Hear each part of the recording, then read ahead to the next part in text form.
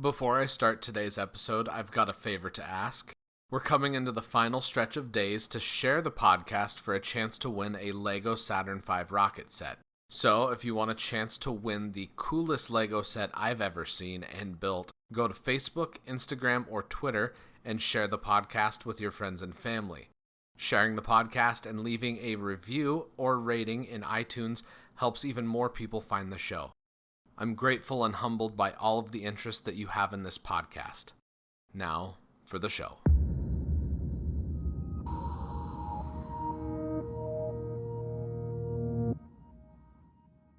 This is The Space Shot, episode 62 for July 15th, 2017. Pioneer, Apollo-Soyuz, and Dawn. Hey everyone, welcome to The Space Shot, your daily space history, pop culture, and news fix. I'm John Molnix. On July 15th, 1972, 45 years ago today, the Pioneer 10 probe became the first spacecraft to enter and travel through the asteroid belt.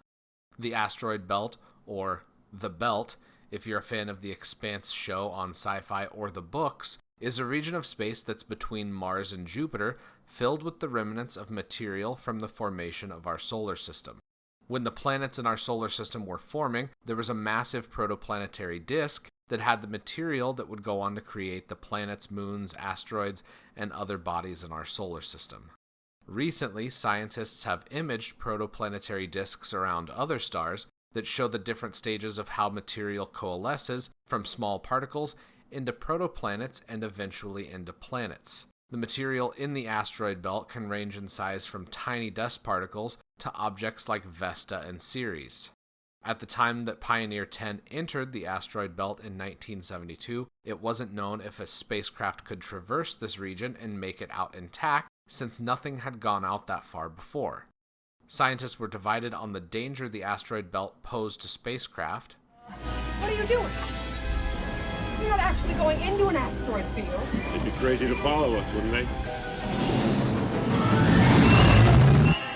don't have to do this to impress me. Sir, the possibility of successfully navigating an asteroid field is approximately 3,720 to 1. Never tell me the odds.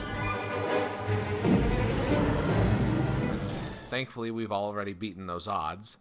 In reality, the asteroid field isn't dense enough to pose a real threat to spacecraft that travel through it.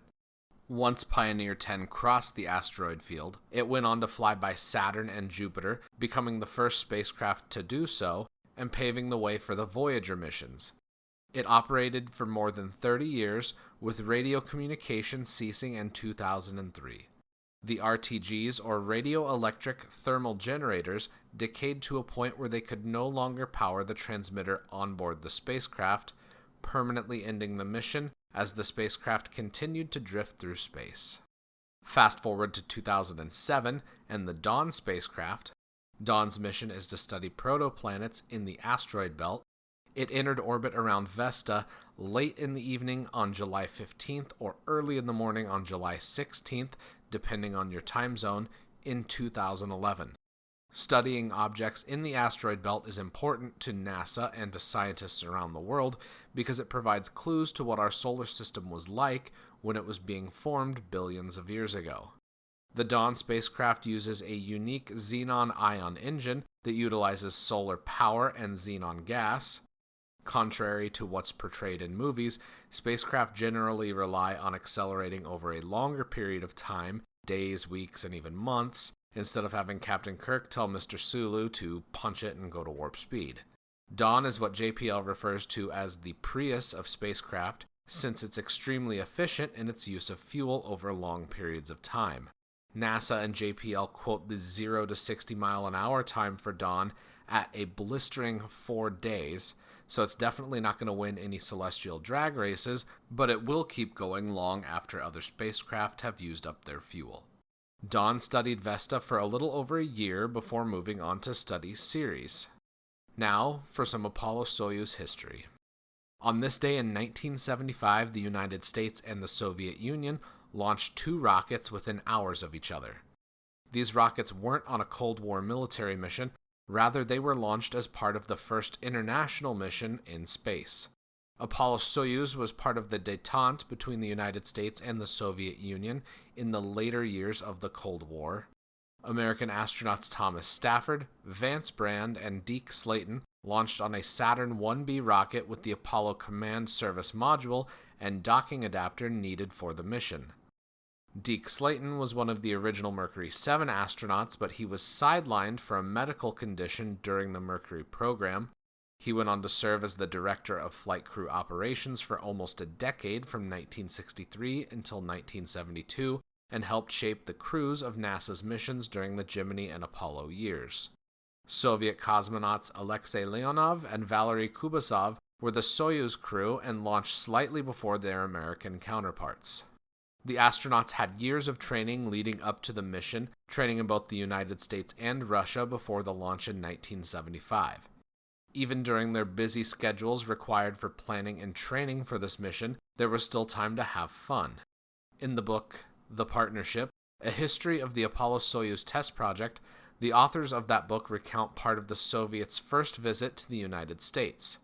During their time in Houston, the Soviet delegation was able to spend time shopping at a JCPenney's, various hardware stores, and other shops around the area for things they wanted to bring back to the Soviet Union. At one point during their shopping, one of the members of the Soviet delegation was greeted by some school children in a Woolworths store. They asked him if he was from the Soviet Union, and, quote, in English, Petrov replied that he was. The girl then gave an impromptu speech of welcome, saying that she was happy that they had come to the United States and hoped their work would be successful. The American that saw the scene unfold reported that, quote, Petrov was moved to tears by this spontaneous greeting. The goodwill exhibited by the school-aged children in Texas was something that was shared by the astronauts and cosmonauts on this mission. Stafford related in an oral history interview that, quote, he's like a brother to me now when he was asked about Alexei Leonov. Tomorrow, I'll have some more history from the Apollo-Soyuz test project, and also some other history, really big one coming up here, for Apollo 11. Thank you all for listening to the show. Producing a daily podcast takes a lot of time, and I would love if you could take just a minute to leave a review or rating in Apple Podcasts and let me know what you think. If you're so inclined, you can ask me questions and chat on Instagram and Twitter. Find me at John Molnix pretty much everywhere. Subscribe to the podcast and share it with anyone you know that loves history, space, or pop culture. I'm John Molnix, and I'll catch you on the flip side.